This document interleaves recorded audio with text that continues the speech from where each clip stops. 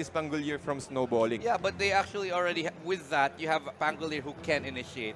That doesn't go to say that you want the Pangolier to be the first point of contact. You don't necessarily want him to have all the pressure of doing the initiation on his own. Siguro they'll want to have somebody else to support him, especially yung follow-up damage. Sure, you have the Oracle. If you want to, I guess you could do a combo like. You can let the Pangolier go in first and then follow up with the Oracle, but still, it's not ideal. You want someone else to follow him in second place and get those nukes in. Pero before we talk about that, more shoutout nga sa mga nanonood dyan, sa mga nasa taas, sa mga sa mid lane, sa top lane. At marami pa tayong upuan dito mga kaibigan. Siyempre kung saan mga awit kayo dyan sa top lane o sa mid lane, punta kayo dito sa bot lane. We have a lot of seats for you and also for you to enjoy the game. At well, since game 2 pa lang to, tingnan natin kung kaya bang i-force out ng twice yung another point for them to equalize, at least force a game 3 in the side of Monks. Let's think about what else they can pick up right here on the side of sino bang magpipick next? Monks, I think, right? So yeah, Monks will be the ones going to ban next. Yeah. 5 seconds remaining. Ano kaya pwede?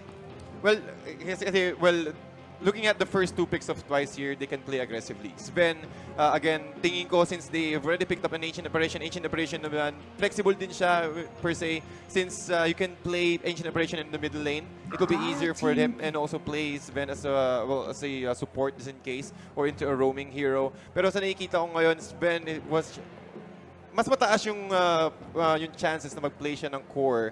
Magiging problema kasi dito, they have the Oracle. And Center War Runner has been removed by Monks here. Again, they don't want to chase and also have or find a way to disengage from this kind of traps from Monks here. Ember Spirit will also be secured. So this will be their mid laner. Again, kasi pwede rin side laner technically, pero in this situation parang hindi na. But that's a very big piece to give away this early. Kasi normally, pag sinasabing, when you pick your mid laner, you pick it a little bit later. Okay, control from Lina. Okay, that's a good pickup right there. Normally, kasi when you have that Oracle, he can out-heal you and the false promise. But when you have that Lina who can burst you out before you can get any of those things, it's a really big thing to go into your favor when you have that Lina. And at the same time, you want to be able to have that against that Ember Spirit. I mean, sabihin natin, sure, may Flame Guard siya. But if you can get that Laguna Blade Light Strike Array combination off before he can even get that Flame Guardian, you're gonna be able to have an instant 4v5. Indeed. But sobrang daling mawala ng Flame Guard ni Ember Spirit. Isang LSA lang Light Strike Array into a Dragon Slave. Well, that should be enough for them to remove yung Flame Shield nga ni Ember Spirit. Pati pasmado dito ang magiging natin. Well, after mong gawing yellow from Ancient Operation, bigla mo agad lagyan ng apoy. So pasmado ka agad yung kalaban dito on the side of Monks. But they will also have their own DPS. Yung Lason na tinatawag natin, Venomancer with the Poison Nova. Again, they're more focused into the AoE fights and also may Ice DPS, meron ding Poison meron Lason, DPS. syempre. May Lason din yan. Akala nyo kayo lang papasmahin na hindi, lalasunin din namin kayo. Yes. So tignan natin ano ba ang isa. Pero for me, medyo, the Venomancer, I don't necessarily see where it fits into the bigger picture. Right? Like, I don't exactly see where you're gonna put it. Well, again, sa Venomancer kasi pwede siyang gawing aggressively. Sa akin yung ginagawa ko dyan. I can put a point on the Venomous Gale, play the harass game early game, or you can also use the wards. You play wards na Venomancer for them to apply and also prevent if ever the lane matchup is really difficult or at least mas madaling kontrolin, that's where the Venomancer really shines well. So you can easily turn the tides of the lane, make things easier for you, especially with those wards. Very good laning hero. But Vision as well. Yeah, Vision as well with the wards. Now, of course, Tide Hunter gonna be picked up. I really like this pickup right here. Gives a lot of initiation potential, a lot of follow-up right there. So you have the Sven to maybe start. Ang daming initiation potential dito ng twice. You could start a fight any way you want, especially with a Hammer Strike. You can start it with a Light Strike Array. You can start it with a Ravage even. So there's a lot of ways you can go to start a fight on the side of twice. So this is something that they have now that they didn't have earlier. Yung pang-crowd control na tinatawagan natin. Well, kanina medyo okay lang din naman. But you need to, since Monks, they love playing aggressively. And for you to stop that, para makakuha ka ng Band-Aid, kailangan mo ng Tidehunter. Kasi kung sakaling, okay, sige, mag-play aggressive kayo, gusto nyo yung team fight, meron kaming Ravage for them to counteract. And also, their armor reduced, yung armor reduction ng Tidehunter, which will also help Sven to dish out a lot of physical damage. And they also have enough lockdown, again, with the Stormhammer you mentioned earlier, and also with the LSA. Ang ganda. Mas prefer ko yung draft ng first 4 picks ng Twice dito. Yes, I mean, and if you think about Monk's lineup, wala silang hard CC. The only thing they really have is maybe the Ember Spirit, but other than that, and the Oracle, sure, for the Purge, but you have to charge that for a while, right? But other than that, you don't have really a stun to get people locked down. You can't catch the... Well, not that they need to catch anybody yet, but still, you want to be able to lock down the Sven somehow. Kailangan mo talaga makontrol yan and also apply a lot of pressure. When Venomancer, looking at the Monks right now, they really need to apply, or with these rotations, they need to apply pressure as soon as possible. Control this Ven as soon as possible and also lock him down. Or kung sakaling tumba na, lalo pang itumba. Again, control the early game for Monks. Exactly, but how are you going to do that? I'm gonna agree completely. Sobrang ganda ng draft dito ng Twice. This is a lot better than their draft earlier. Not that there was much wrong with their draft earlier. I think their draft earlier was good. Hindi lang nila na-execute correctly. Correctly, indeed. And also sa side naman ng Monks, mga kaibigan, kailangan nila in-spam crowd control. And also, tingin ko naman kasi dito kulang din yung yung structural damage nila. Sino yung magti-take down? Sino yung magdi-dish out ng structural damage sa side ng Monks? So, again, one of the heroes or one of the heroes na kayang gawin yun is the Oracle. Also, nice ban for Twice here. Preventing the bubble as well since napakabilis mag-secure ng, rather mag-dish out ng damage with the Oracle. And Queen of Pain will be picked here by Twice. Another nice AoE. And also, isa kasi si Queen of Pain na kaya na magbigay ng early aggression. Binibigyan siya ng, ini-enable niya yung Twice na mag-play aggressively. Yes. Once na makakuha niya yung level 6 niya, rotate on a different lane, the way she can clear out the creep wave is way too fast. Also force a lot of rotation. So this is Queen of Pain going probably mid lane and Lina going around side lanes, I think. Ano yan? Rotating Lina yan. Rotating Lina, yeah. Because all Lina really has to do is land one Light Strike Array followed up by a Dragon Slave. You don't even have to have the Laguna Blade. Sure, it's ideal, but with that Lina helping you out, roaming around, it's a really good fight. But malambot din sila eh. Malambot din yung dalawa. And there's a lot of magic damage. Well, they have, or they will just rely. Nag-rely lang sila sa Sven dito para sa raw physical damage. And that's a lot of damage. So. That's a lot of damage. And also, di rin kasi isang beses na nakakita ako ng ng Tidehunter na, well, of course, he will be played off in here. But he can also help out this Sven. Sa anchor smash niya, again, with the armor reduction, ang laking impact when it comes to late game. Kapag nagkakakuha na at least 2 core items yung Sven, mas madali nila makakapatay, mas madali sila makaka-pick off. And the apparition also will prevent them from healing anyway. So not that, mga parang it's all about harassment sa side ng Twice dito. But if they want to play harass, again, one of the best ways to control is to make your life easier by giving a lot of sustainability para sa koponan ng Monks. And also the Ghost Ship, ang laking impact. And one of the best ways to control the early game is also disable the Queen of Pain. That Tidehunter should be enough for them to force him back, apply a lot of pressure, ubusin mo lahat ng resources or the early tangles and also the early salve of the Queen of Pain. Classic fight here, Conka versus Tidehunter. Nol. Paano yan eh? Yung storyline, labanan ng Gem of True Sight yan eh. Lore yan eh. Nakikita natin dito yung kung sino talaga mananaig. Yes. Tidehunter ba o yung Kunkka? Exactly. Rivalries going to the beginning ever since the start of Dota itself, and rivalries now forming here in CDO. Let's see who will now prevail. Of course, it's going to be Twice versus Monks. Makakaroon ba ng Game 3? Or tutuluyan na ba ng Monks dito? And will we see a 2-0? We'll find out in just a little while. Pero sa tingin mo ba, where exactly did this draft go? Who are you seeing for this draft? Sa akin, almost parehas lahat eh. Again, with that last pick kay Kunkka, medyo mahirap siyang i-pull off. Well, but the thing is, they have a lot of mobility with the X marks the spot, the torrent from Kunkka. The way he is able to control, yung responsibility is to control the mid lane, prevent her or to prevent the Queen of Pain from getting that level 6 and also apply a lot of structural damage on the tier 1. We'll see. It's all about the roaming. Pero pasok na tayo sa game kasi handa na tayo. We are ready to start with game number 2. It's gonna be the second in the series, Monks versus Twice. So if you're in the crowd and you want to support them, make some noise kasi on the auto, Magingay! Ito na nga, let's try to do a quick rundown sa side ng Twice, mga kaibigan. Q on the Lina, Minari sa Queen of Pain, Wawek sa Tidehunter, Das para sa kanyang Ancient Operation, and Aizen sa Sven.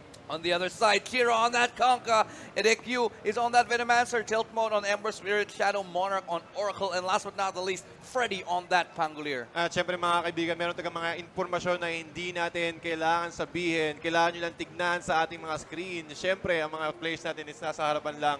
But looking at the current situation here, kaya nilang mag-play aggressively. Yep. They have 30 enough stun. seconds You to have the battle. cold feet. You have the LSA. You also have the Storm Hammer to lock that to lock an enemy down.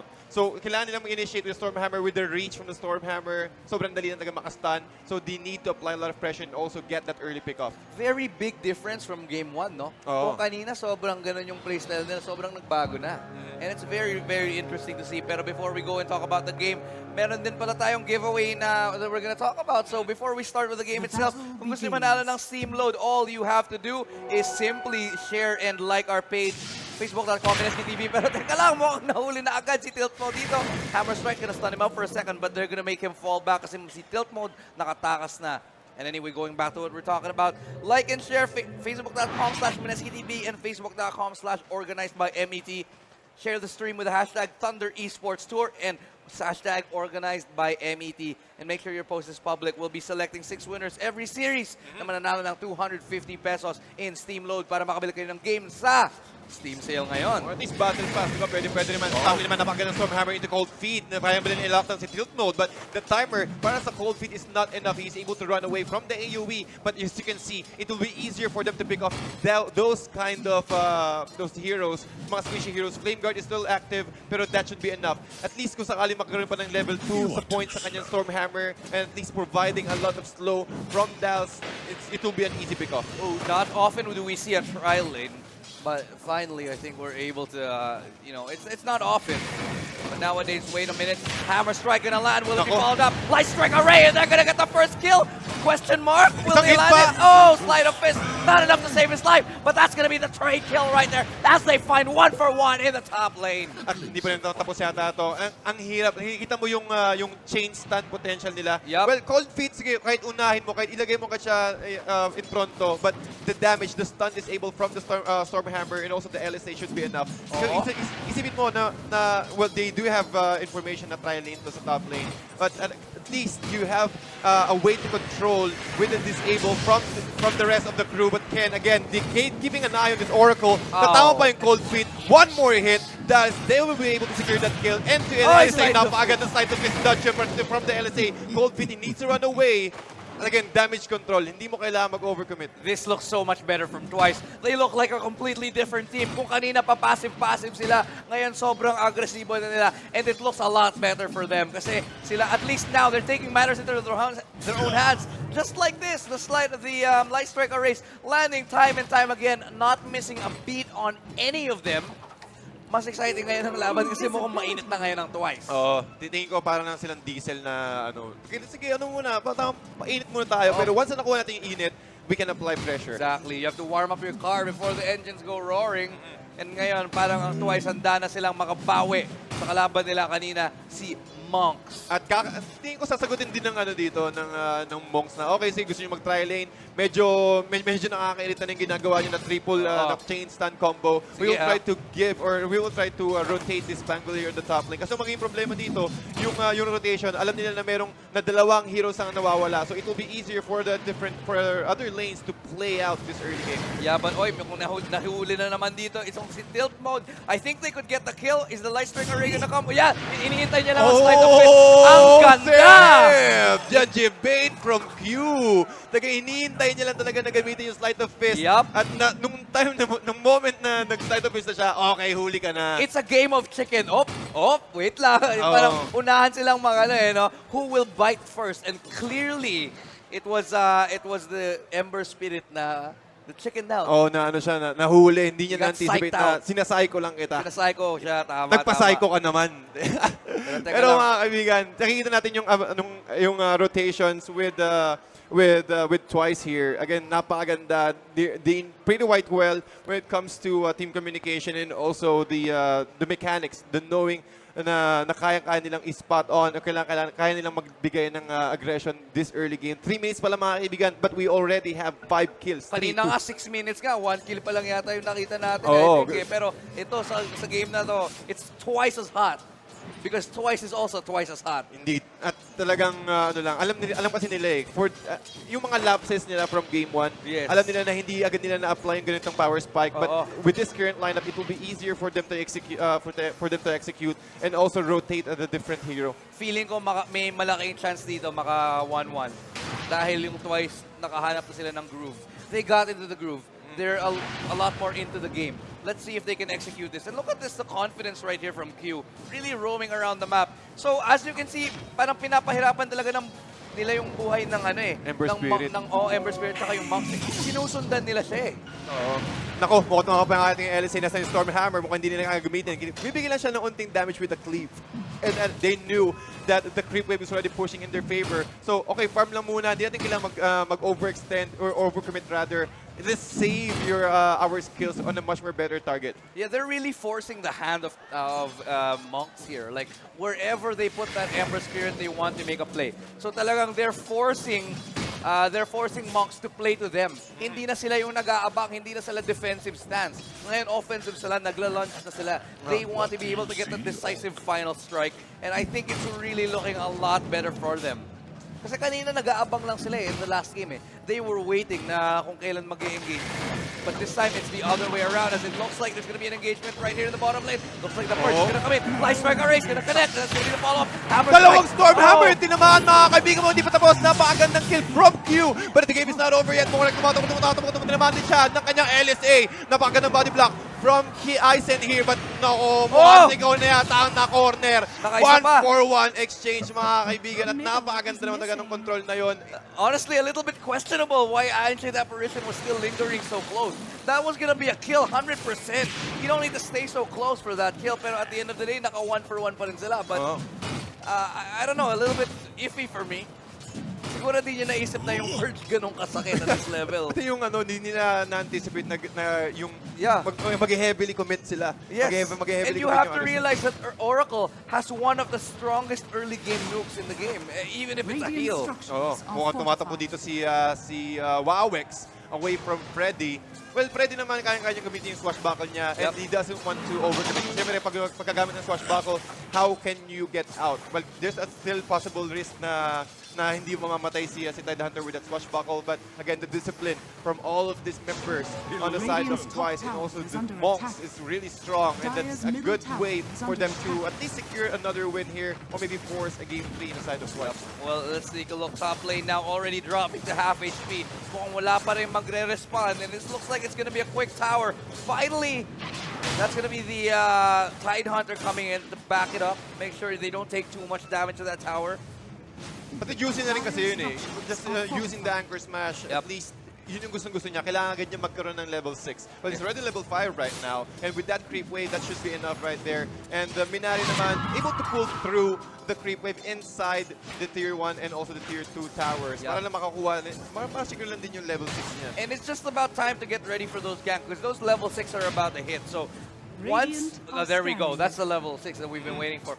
Once you see those level 6s, we need to expect that Twice are gonna go and look for team fights. Kasi yun ang strength nila, yung roam nila. Hinahanap nila yung opportunity nila with that Light Strike Array, with that Queen of Pain. Now that they have those level 6 ultimates, they're gonna be wanting to go around the map and take matters into their own hands. Not like a lot earlier, when they were just sitting back, waiting and pretty. Just like now, Light Strike Array finally gonna miss one, but Stealth Mode actually has some damage to turn it around. Sleight of Fist gonna land nicely, and I think they're gonna get the first kill. At mukhang hindi pa yata sila tapos. Napakagandang slow ito yung LSA connection. Ito yung barko! Teng! Sa pool na naman mga kabigan. Nice turn around. 2-for-1 exchange pero di pa rin tapos. Mukhang mauuli na si Oracle with yata, but it will force them to use his ultimate para lang hindi makatakas. Pero si Chiro, mukhang delikado pa yata. Napakagandang slow. Double slow mga kabigan. Esports and Spot is also there. They're able to hit that torrent pero the scream of pain from the Queen of Pain is also enough for them to take that kill. Double kill para kay Minari. But again, another casualty. Pero teka lang, tutuloy nila yata. That's gonna be the Hammer Strike. Ravage is gonna be owned. Now the Spangolier in the side lanes. Alam na nila kung kung nasaan siya. Swashbuckle gonna help his teammates, but the Sleight of Fist and coupled with the Searing Chains gonna help him get away. But Minari still wanting to follow there. Hindi na nila itutuloy. But still, I think that was a 3-for-3 on both sides. Ang ganda ng exchange ng dalawang teams natin dito. Bakbakan kung bakbakan. Well, Q is not, Q is, he just needs to get his level 6. Medyo naiiwan siya when it terms to level. So that's one of the reasons why he's trying to occupy the middle lane. Pero enough na rin yun eh. Maganda yung exchange. And also trying to taunt out that ultimate from Queen of Pain. Yep. Again, it means na mayroon siya information na okay lang. Sige, i-commit mo yung mamamatay ako. I'm just a support. But knowing that wala kang ultimate, you just need to disengage. At mas madali yung magiging approach ng Monk dito for the next time. Exactly. Pero tingnan lang, tingnan natin middle lane. X marks the spot. Into the bones. Gonna connect. Minari, saan ka na pupunta? Ay, ang ganda nun! Light strike array onto 2. Mukhang nabuhay dahil doon. What a play right there. Saving his friend's life. Ito naman ang re-engage na. They're gonna try to go on to that, but I don't think they're gonna follow it up. Hindi enough eh. Pero, well, a nice try for Monks there, getting that opportunity to re-engage. Pero hindi pa enough yung damage. Again, looking at the counts, hindi pa enough yung items nila for them to secure at least that kind of initiation or counter initiation. On point pa rin si Q eh. Yung light strike array niya, hindi siya nagmimintis. Isang beses pa lang yata siya sumablay eh. And that every time he gets a kill or he gets to save a life, every time he uses it. Oh, Aizen, ramdam kita. Ito na nga, mukhang mahuhuli. Swashbuckle plus the X marks the spot. Huling-huli ka, boy. Pero si Shadow Monarch ang makakuha dun sa kill na yon. 223 gold will be given to him.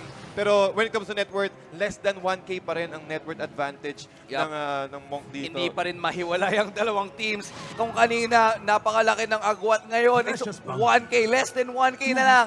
8-7 is the score, 10 minutes in. Very fast-paced, very action-packed here. Both teams looking like they want to really go the extra mile and take the lead into their own hands. Who's going to make the first mistake, I think, is going to be able to tell us a story of who will take the mid-game. Pero ang mangyayari ka dito, kailangan na agad nila makakuha yung mga ultimates sila. Shadow Monarch is still not level 6, pero once na nagkaroon siya ng Pulse Promise, pwede sila mag-overcommit. They have that overextension card that they can pick off every single time, and also that save from the Pulse Promise is really strong, making sure that this Kunkka can dish out a lot of damage and also enabling this Ember Spirit to go and also use his ultimate, overextending, securing the back lines or taking the back lines. Yeah, so far I haven't really felt the Ember Spirit do as many places as he should be doing around this time of the game. Kasi sobrang pinapahirapan ng buhay. He has the big target on his back. Eh. Like every time Ember Spirit wants to do something, there's someone right hot on his heels to be able to take him down. Like the Lean is always right there. There's the Sven always right there as well. So talagang nasa-shutdown dito yung Ember Spirit. Sabihin natin, maaga pa for his power spike. But at the same time, he should be able to do a little bit more than this at this time, I think. Hindi, pati ang laki kasi ng impact na ginawa nila. The control from to prevent this Ember Spirit from farming. Kasi ba kanina naka-lean siya sa top lane. Yep. Nung umikot siya, umikot din yung twice. Yeah. So they have a better, they have an understanding na we need to control this Ember Spirit. There's a lot of possibility na pwede silang mahuli. O pwede silang ma-kite out rather sa side ng twice. Pero mukhang nakita na dito ang mga teams, nagping na sila. Kaya pwede natin sabihin, nakita na ang mga members dito ng twice. Si Tilt Mode kailangan na niyang umalis, TP na lang para safe. Kailangan tagang mag-ingat. Yung para makabawi ka, kulang na yung kulang na yung farm mo or at least na-control ka na the early game eh. The best thing that you can do as a core hero is prevent yourself from dying. Hindi importante or hindi pa ganun ka necessity na makakuha ka ng kills. Again, it's just the mechanic of following through. You need to get those items. You need to dish out damage. 12 minutes pa lang mga kaibigan, pero lamang ang twice when it comes to team fights at the current moment. Hindi okay maging isda kasi ayaw mo maging daing. Ayaw mo maging daing. Ito na nga, Ancient Apparition. Mukhang tatama ba? Level 6, buhay na pa rin siya. Pero Rolling Thunder, nasa gilid. Ravage, pinapump out. Naghahanap ng magandang momentum. Into the Ghost Ship. Mukhang tatama pa rin sa Queen of Fate. Just to control.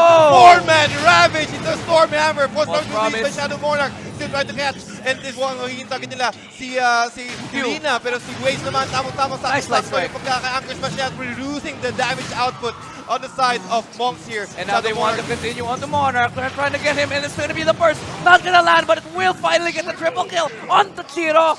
3 kills for him. They want to go for more. Searing Chase going to lock down Dals. They're going to try to keep going on to him right now, channeling that teleport, but I don't think he's going to get anywhere. That's going to be a clean 4. 3 for 3 exchange. Could have, was it 4? That was 4 for 3. Can we see the recap? 4 for 3 yata eh. 4 for 3 exchange. Kasi nakita mo naman na, okay, sige, alam natin na kailangan natin bumawi, yung kungka natin medyo naiiwan. But with that funneling, that Radiant's opportunity bottom na tower kaya nilang is under ibigay attack. yung kills into Chiro will work out most probably into another core item in just a few minutes. Yeah, tingnan mo naman yung mga items niya. He's already doing pretty well in terms of the net worth. Actually, notice all the top 3 members are on the side of Venomancer, it's Ember Spirit and Radiant's Kaka. bottom All tower 3 top is under net worth attack. players are on the same side, which is of Monks. Yeah. At ang laking impact. Pero there's still a lot of chance. Nakita natin mga kaibigan na nag-equalize pa lang. Hindi pa gaano nagkakalayo ang comparison when it comes to net worth ng dalawang teams natin. It's all about execution.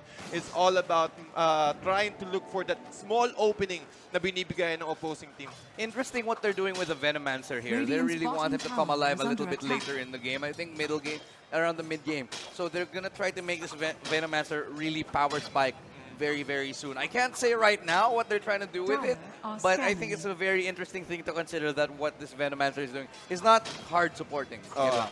Ito yung trabaho. Makikita mo sa, sa skill building niya. He went for a max out, third skill for them to at least provide him vision and also play accordingly. Stormhammer, ang mga manadadge naman din siya ng kanyang swashbuckle. But again, twice is just try making sure that this Ben will get as much as farm as he can. Medyo naiiwan niya na siya when it comes to net worth. But still, the rotation, the unstoppable rotation of Monks here, trying to provide a lot of pressure and also giving information with that wards from the Venomancer. Actually, Q, medyo nababawasan yung impact niya dito. He wasn't really able to get that many kills. But now, he was able to get a lot of plays early on. Pero ngayon, medyo tahimik na siya. He's getting a little bit zoned out. And actually, right now, Searing Chain's gonna land, gonna get taken down right now. Killing spree for Tailspawn as he looks to continue on the down. That's gonna be another one. Ultimate from the Ancient Apparition, but not enough to get him the kill because it's a 3-for-0 exchange for the side of Monk. Sobrang clean nung ginawa ng Monks na yun. Well, they knew that there's nothing that these targets, even the Lina, can do for them to at least get another kill or prevent them from getting killed on the side ng Monks dito. So they will apply pressure in the bottom lane. Because of what you said, exactly how you said yung Venomancer, giving them such good vision game na nakakahanap talaga sila ng mga pick-offs whenever they want to. And you can see it's really playing in the favor. Kung kanina yung Ember Spirit tumatakbo sa Lina, ngayon yung Lina naman yung tumatakbo sa Ember Spirit. Parang sa Batman lang siya pag nakakuha na siya ng yung bilog. Bilog. Grabe. Pero nakita mo natin dito, again yung pressure.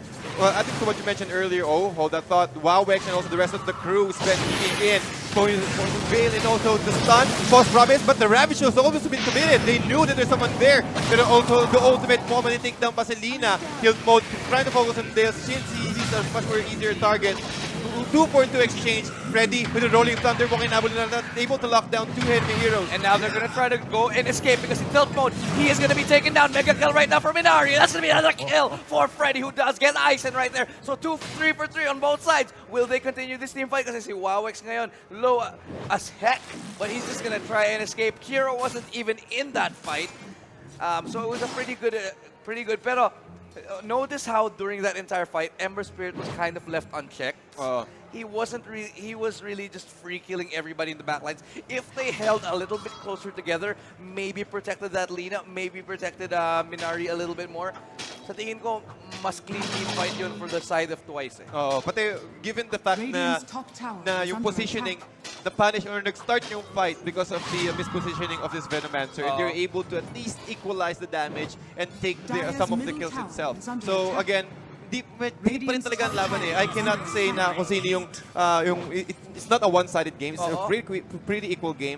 For me, yung power spikes nila halos parehas lang. Almost parehas lang, tama yun. I mean, sure, you get pickoffs every now and then, and in terms of the late game, some will spike a little bit more than others, but not by much. I mean, there's no really hard late game hero aside from maybe this. Indeed, and I think one of the reasons why is because they're just trying to make time of their ultimates there. Alam nila na walang Ravage si Wowx dito, so again, maglalaro lang nila Rolling Thunder and also the damage. Anchor Smash hindi na niya magagamit doon. 3-4-0 exchange in favor of Monks. Okay, so ito na yung problema for me with Twice. They had such a good early game, sobrang aggressive. they did I'd say they did dominate the early game a little bit. But now, they did not know what to do with that lead. Ano bang gagawin nila when it comes to that? Sure, nag-dominate sila ng early game. Pero paano naman ko-control nila ang mid-game kung wala silang vision, kung wala silang control sa jungle nila? They need to fight again and then take more map control. Kasi tignan mo naman yung control ng map eh. All the wards are either defensive or offensive on the same side. I mean, syempre di ko pwede sabihin kung saan yung mga wards. But look at how locked in to their own base they are. Indeed. Pati makikita mo dito yung yung side, yung bad side ng tri-lane. Hindi agad nagkaroon ng level yung Ilina. Yes, they can do the chain stun, they can pick off one by one, but when it comes to fight, medyo na fell off. Hindi agad nagkaroon ng items, pero si Freddy magpapapayata with that one Shadow Strike stick. And they're able to take that Pangolier out of the game for the next 30 seconds. Pero sa middle lane naman, JMO tried to run away from Minari. But the save from Shadow Morning wouldn't be enough, though I think it is. The Shadow Slave as well. Shiro on the front lines with the X-Marta spot, able to block out that X-Marta spot, though. And also able to nice clean with tilt mode, double kill. Yeah. Purge is gonna be landing on the Q right there. Flight of Pepis landing nicely. They actually get the kill, pero si Minari mukhang babawi naman dito. Flame Guard gonna be used up, pero hindi. I don't think it's gonna be saving his life. Poison taking away his life. One more hit, but it just might. It just might save his life, but not today. Because of beautiful re-engagement right there from Minari. 1v4 ngayon ang nangyayari. Makakatakas ba siya? Makakatakas siya yata. Wala nang disable. The jukes! Smooth criminal from Minari. 1v4 yun, hindi nila siya mahuli. Mukhang na-outplay niya talaga mag-isa. That was a really good play from Queen of Pain. Even again, I'm not sure if he will shatter from that amount of damage. I think it's not enough. Pero I want to say kudos. Alam niya kung ano yung, meron siyang prediction kung ano yung pwede mangyari. Again, he went in, alam niya na meron siyang X-mark the spot, he used his blink, secured the kill on the Ember Spirit. At pagkabalik niya from X-mark sa spot, tingin ko ini-spam niya na yung Yule Scepter nun eh.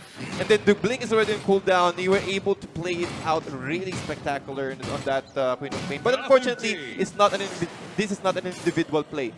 Medyo nalulugi pa rin dito in terms of team fight and also the objectives. Kahit sobrang galing na play ni Minari doon, hindi pa rin sila lamang eh. But at the very least, we are starting to see some really inspired Dota 2 here from the CDO players. Ang gaganda ng level, ang taas ng level. Pero si Minari, mukhang mapapunish siya. Tutuloy ba nila? Di enough yung damage. No. Medyo mahihirapan sila. But they knew that there's a Yule Scepter there. LSA will hit. Pero enough ba yung damage torrent? Will also connect. Q needs to run away. But can you run away from that one? No, they cannot. JMY. Siya lang yung makaka-absorb ng damage from the Ancient Operation Ultimate. Pero, tinan mo, nag-a-apply na ng aggression yung grabe. Yung monks, pero hindi talaga sila hindi nila, nawala yung power spike nila. Nawala rin yung cohesion ng Twice eh. But it feels like they're not acting as a unit anymore. When earlier in game, they were so coordinated. Now it seems like they're shattered and they're divided. Kasi kung kanina nagte-teleport sila sabay-sabay, ngayon parang napipita sila mag-isa individually. It's a very confusing situation where you go from, okay, the Lina's making all these plays. Now it's Conka who's just messing up everybody with the X-Max spot. Kasi mas malakas din talaga yung yung fight potential ng yung fight draft rather composition ng monks dito. AA Blast will connect, but again, they always have a way for them to prevent any incoming damage from happening. Second skill lang, and also James with this Venomancer spamming the wards. Information is really vital on this game. 22 minutes in, late game na mga kaibigan, so every mechanics count. And they will also try to occupy this double damage room. Tingin ko mukhang isi-save niya muna dito. Medyo maaga pa. At kukunin na rin nila, they also have the bottle. So, ready na yung monks dito para sa next fight. They just need to make sure that they need to approach the next fight properly. They have the Poison Gale, they have the Poison Nova from the Venomancer. Rolling Thunder, mukhang makakahuli masaya sila ng isa Minari again with a nice knock-up. And also disable from Shadow Morning. But the Yule Scepter will be used as well into Torrent. Hindi siya nakapag-bring. Swashbuckle to finish it off. Medyo nag-overtake dito. Ravage. As well, tinamaan niya si Ember Spirit into an AA Blast. Well, tilt mode. Sakto-sakto yung flame remnant niya. Tilt mode still trying to chase. They can try to re-engage though. Trying to chase out 3 enemy heroes. Tinamaan ang dalawang root. But the next target will be the Wawix. At hindi na yung the rest of the gang. mukhang makakahuli naman sila sa 2-for-1 exchange, still in favor of Monks. Pero mahuli ba dito si Aizen? I don't think so. Gets away just in time. The battle cry helps him move a little bit faster, a little bit of a bigger stride in his step. Pero isipin mo, ano yan, core spin yan. Oo nga eh. Ang pagkakating ko, it's all about itemization. Hindi nila na-anticipate na kaya mag-comeback agad ng Monks dito and also controlling this For me, it's all about the Conka eh. It's the Conka making all these plays that we never expected him to be able to do so quickly. Time and time again, nakakahanap ng butas dito si Ichiro nasa lineup ng Twice, and there is no response on the side of Twice. Ang sakit na talaga ng damage ni Ichiro doon. Isang strike lang from the Tidebringer, clearing out one creep wave and forcing the rest of the creep wave to push down the tier 2 or already take down the tier 2 tower on the top lane. You also have that Venomancer na sinabi nga natin magpapa-mid game eh. Kasi kanina nag-aano siya, nagpa-farm siya eh. Kaya now that Venomancer has really come alive, sobrang nakakatulong siya sa push. Kung kanina yung Venomancer pa-farm lang, ngayon naka-clear na siya ng creep wave na may siguro 2 ward lang. Okay na. Mga 3 to 4 wards there. Pero at least yung information na binibigay mo para sa team mo. Yep. Again, nakita mo dito, ang laki ng saktong-sakto yung pagkakadraft nila. They have the X marks the spot. They have enough vision and also damage from those wards. Yeah. And also the slow. Para sa akin lang kasi yung Twice, hindi nila natuloy yung momentum nila eh. Sobrang lupit na ng momentum nila coming from the early game. They were not able to follow through. They slowed down, and that allowed Conka and that allowed Ember Spirit. Oh, but as I say that right now, he gets caught off and he gets thrown everything in the kitchen sink. Huling-huli, since siya yung magiging priority, siya yung damage dealer dito eh. But JMY, pang Gulfstring yata, control from Freddy rolling boulder, but it will not hit anyone. Maybe Jean control as well. Shadow Morning will try to save the life of JMY with just using a second skill para hindi makapag-physical damage his spin. But that's a wasted ultimate para kay Aizen. Yeah, really confusing here. It's a 4v5. There's no reason you should be splitting up and not taking that fight. You could have kept going right there. I mean, sure, you can either retreat and fall back, or you can take that fight. But you shouldn't hesitate and do either. Kasi yung nakita ko sa team fight na yun, nag-aalangan sila eh. Medyo nagkakaroon ng hesitation play dito yung Twice. Pero ito ng Minari using the Eagle Scepter. He will go down and also the Blink will be available at there's no chase at all para kay Freddy. Pero nakita mo dito yung lamang ng Monks dito. Lumalaki, lalo ng lumalaki. Again, you need to respect the fact that yung power spike mo, once na na-reach mo yung power spike mo, you need to capitalize. But unfortunately, Twice, his power spike is already way too fast. Hindi rin kasi nakapag-power spike ng oras yung si Lina, first of all. Hindi si Lina. Si Lina. Hindi nakapag-power spike, as you said, because the tri-lane really shut her down.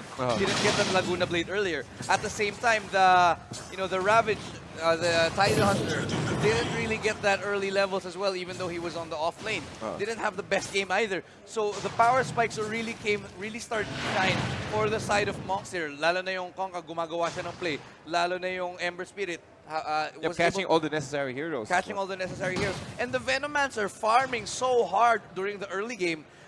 Ngayon, yung power spike niya, talagang naunahan nila yung Twice dito. Pati yung objective. Napapansin natin mga kaibigan, wala pa nababasag na torre. Yeah, and you would think with the fact that Twice had such a momentum, they could convert those kills into towers. Hindi nila na-convert yung mga kills nila into objectives at all. Pati ang hirap din kasi, you also need to consider the wards that will try to, that can be played as a defensive style on the side of Monks here. At nakita natin kanina, without any towers at all, lugi sila sa map advantage, or wala silang map advantage rather. Sa global goal, there's yung Mark Forge dito. Katina niyan, tol. Kahit ganyan. Katina niyan. Plus, you also went for the talent. Nakapag tinamaan ka ng Venomous Gale, mag-i-spawn na naman ng 2 Plague Wards sa side. So, again, his job right now is to maintain lane equilibrium sa middle lane para mas madaling mag-control or at least mag-reposition, or it will be easier for them to think kung saan sila mag-engage next. And you can take down as many Plague Wards as you want, but Venomancer is just tagang mag-respawn lang. It's like a Hydra. You cut off the head and 2 will grow out of its place, diba? Parang, and you sure, may wave clear ka naman, may cleave ka, meron kang Dragon Slave, may wave clear naman kahit papano. but at the same time, you don't want to be locked into your own base. It's 27 Yun. minutes in.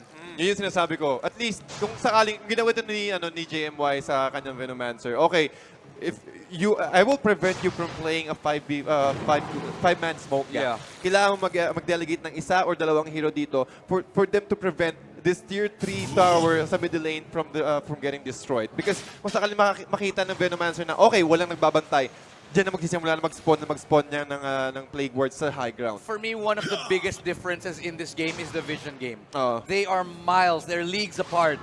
Literally, they are... The vision game is almost non-existent for Twice here. ang hirap talaga. Kasi may isipin mo you are forcing this is Ven Yeah. to go on a different lane. At kapag umikot siya, yung kunting vision na binibigay ng, Yup. ng Plague Wards na yun, napakalaki na. Pati pag tinamaan ka ng isang Plague Ward, the slow is not too much, but that should be enough To for help them- someone catch you To out. help someone to catch you out, exactly. Pero nakita mo yung positioning dito. Oh, the smoke plate. Ito na nga initiation. Tinamaan yung Oracle. But we've been up to dalawang man torrent. And also the ghost ship just to hold them down. Just controlling na, okay, sige, ibibigay na namin yung Oracle dito. And also, we will commit the ghost ship. Okay. But it should be enough for Twice to get that small kick para Yes. for a comeback. It's a good play. It's a good start. The question is, you gotta kill. What are you gonna do with it? Magbaback kayo. You need to be able to capitalize on those objectives, Yeah, because exactly. you need to take map control. You need to take objectives. Take Russia, something. Don't go back to your base and wait for another one, right? Yep. So the big question mark here is what you're gonna do with that little bit of an advantage that you just made. For me, it would have been a really good play to be able to clear those wards in your jungle, put up your own wards, maybe push a little bit aggressively, maybe take one tower. But for me, it's just not happening. Medyo mahirap na kasi tuloy. Kasi isipin mo yung opportunity na binigay sa'yo for them to push but hold that thought na mukhang makakuha naman sila ng isa at si Pangulyer makakuha 355 gold na mabibigay nila para kay Aizen. Okay. At well played talaga. Kahit okay lang mag-waste tayo ng ultimate dito or with God's strength. That should be enough money for Aizen to rack up. Pati ang maganda rin kasi sa Hand of Midas, kahit matalo ka, kahit malugi ka early game, as long as na ma-prevent mo yung game na matapos, makapag-farm ka pa rin. There we go. That's what we were talking about. Because of the kills that they got, nakakapag-clear na sila ng wards. Nakakapag-clear sila ng vision. Pero mukhang babawi sila dito as it goes. The Fire Resonance already coming in. The Ravage gonna be used. And that's gonna be locking. Light Strike array. holy Oh, but the boy. Slice of Big Fist AB. gonna help him get away. He actually got away, but the Big AB gonna be bumped right now. Gonna try to go, but the Force Staff helps him escape. Gonna jump in to follow him right there, though. But now, two Big AB's gonna be popped. Light Strike array gonna connect, and that's gonna be one kill. 2 for nothing. X-Mark na spot into the turret. The damage is not enough though plus the Tidebringer pero enough ba yun para ma-take down yung Sphere. Sphere tumatakbo. And also notice well from Shadow Monarch will able to secure that kill but X trying to run away. X-Mark part is there. It will be a secured kill there. Just the rest of them trying to buy time. Does naman with the TP in into the high ground. There's no way that they can cancel it out. Pero ang aggression dito ng Monks, they might have a great opportunity for them to take down the outer or the last tier 3 towers ng Twice. Yet again, though, we said maganda yung wave clear nila. Lina's still alive, so the Dragon Slave can help them clear this tower, but it might not be enough. Just look at all the work that Siege Creep is doing, and they actually get a tower. I don't think they're gonna go for the barracks. Medyo greedy yun, pero ngayon mag-fall back sila. Or are they? Baka fake back lang yun. Baka fake back lang. Kasi syempre, alam na nila na advantage sila. When it comes to numbers, dalawa ang patay. Wala silang crowd control. Yes, meron silang AoE with this with Ultimate of Queen of Pain and also the LSA, but di enough yun. Shatter lang pwede, pero again, they have enough resources. As long as Shadow is alive, kaya nilang mag-overextend. Kaya nilang mag-take ng objective. Yup. But tingin ko kampante na rin sila sa tier 3 tower ng okay na to eh. At least meron tayong opening. So Twice spent around 5, 6, 7 minutes trying to get pick-offs. Nakakuha silang dalawang pick-off, nakakuha sila ng ilang kill. But all that became for nothing. Simply because na nag-overextend sila, nag-overcommit sila sa team fight. All of the advantage that they worked on for minutes and minutes and minutes, nawala. Dahil nagka-misstep lang sila ng isa. And now they're back to the drawing board. But at least now, meron silang konting vision. Meron din silang vision sa jungle nila. And also, with that nice attempt though, hindi ka makakapag-Rolling Thunder. You'll scepter into the LSA, one of the best ways for them to get that proper setup. Again, every pick-off sa side ng Twice is really necessary for them to turn this one around. Yep. Another objective will be taken out. At least, that's the first tower. That's the first objective for the side of Twice. This is what we want. This is what we want to see. Radiant Convert those outstanding. kills. Get the kills, turn them into objectives. Because every time you do, you make it a lot more difficult for Monks to dominate you into your own jungle. So every time nakaka-kill sila, dapat talagang may sunod na objective yan. And that's the right way to do it. Whether it's taking your jungle, whether it's taking control of the, taking a tower. Yun ang okay gawin. Kasi, you make it difficult for you to be dominated on your own playing field. Yeah, indeed. But as you can see, alam na rin ng alam na rin ng Monks dito na, okay, wait lang. Masyado tayong nagbibigay ng mga unnecessary kills sa side ng Twice. We will just go for the small objective, which is the shrine area, also necessary. So it means destroying the shrine, though kaya nila makapaglaban doon sa middle lane naman din tilt mode. Nakapag-BKB na prevent nila yung damage, and also the HM will go down. Ravage, nakapag-BKB, dalawang tinamaan pa rin, pero it should not be enough for them to take and also win that fight. Buyback para sa Ancient Operation. Aizen, natapos na yata ang kanyang BKB, so he needs to run away. Pero vision from the scout. Tumama pa yung merge! And that's gonna keep him going. I think he's gonna be disarmed. Now he's gonna be locked into place, and that's gonna be another kill. Landing nicely. They actually finally find the second one. 2 for 0. Sobrang impressive yung The Ravage didn't hit anyone at all. Saktong-sakto kasi nung alam niya na nagtuntont na yung Tidehunter, they popped their BKB, the Ravage came in, yung mga support sa backlines lang yung tinamaan, so it will force the Tidehunter to go uphill and go also look for those two disabled targets. But it will give them a lot of opening for them to chase them down, and unfortunately, wala nang nagawa yung Twice for that kind of engagement. Ang ganda ng anticipation dun ng members ng Monks. Alam na nila babana na siya ng Ravage kaya inunahan na nila. And that made an entire player totally ineffective in that last team fight. Pati, quite questionable din. Alam nila na, okay, medyo lugi. Yep. Why not go for that high risk, high reward play? Lugi na sila eh. So if they will try to not engage and also prolong the game, yes, there's a big chance, pero ang hirap kasi nun, nasa momentum na ulit ng Monks yung game.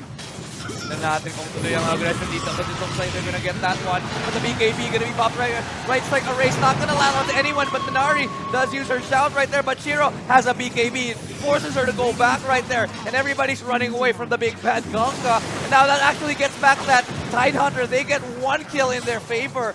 So that's gonna be a 1 for nothing. That should be a barrack.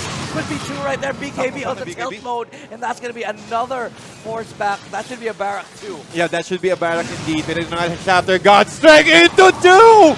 Stormhammer, dahil yung pagkakataon nila for service na gamit na, pero BKB pa para kay Aizen. And he will back off for now. JMY trying to re-engage. Merong damage doon from the tilt mode. The stun is also enough for them, but the control from the Shadow Monarch disabling this Sven rather. Force buyback para sa Sven. 21 seconds para sa ating Tidehunter. Another double buyback para sa Twice. Mukhang ito na yata ang last hura nila, Freddy. Nakakonsil pa rin sila with, again, the damage from the Shadow, item from Shadow Monarch. At saka tuloy pa rin sila because they want to get this barracks down. This might be the last hurrah. Tulad nga ng sinabi mo dito, isa na lang ang natitirang barracks on the side of Twice, rather. I don't think that they can fight back from this because ang ganda ng team fight dito ng Monks eh. When they saw na nawala na yung BKB ng Sven, sabi na, okay, wala na magawa-gawa to, patayin na natin. They dived, linusob nila siya, and that immediately netted them a kill, and eventually the barracks, both barracks. At ang laking impact niyan when it comes to on how they will approach the fight. Again, meron kang dalawang lanes na kailangan protektahan. Yung last lane nila is yung nasa top lane, which is also easier for Monks to occupy since they have the high ground kung sakali. And also, it will be easier for them to disengage just in case that Twice decided to go for it. And they knew that the cooldowns of Twice is still, yung ultimate sila is still on cooldown, so that's one of the best ways for them to approach that fight. At dahil doon, nakakuha sila ng dalawang objective. Two lanes ang nakuha nila. Tingnan mo naman yung gold lead natin ngayon, 35,000. Grabe. Pero tingin ko, kaya pa ng kaya pa ng Twice yan, tol. And it's just how they will initiate the fight. They need to find a perfect initiation. Tingin ko sa game sense din yan eh. Kung may game sense silang malupit, feeling ko that will really help them. But speaking of game sense, kung na sense nga talaga nila, pumasok, ito na yung Ravage, BKB is gonna be popped also, and there comes the Ghost Chip, X marks the spot, gonna be followed up as well, and that's gonna be Pangolier getting a mega kill, double kill as well, Freddy going unstoppable, 3 for nothing! Nakuha pa nila ang Aegis ngayon dito, at 4 people drop, pero nanakaw ni Minari ang Aegis. At least a nice control, but twice waving the white flag. Dahil dun sa clash na yon, hindi na yun enough. Again, since the middle lane is already exposed. Again, Cagayan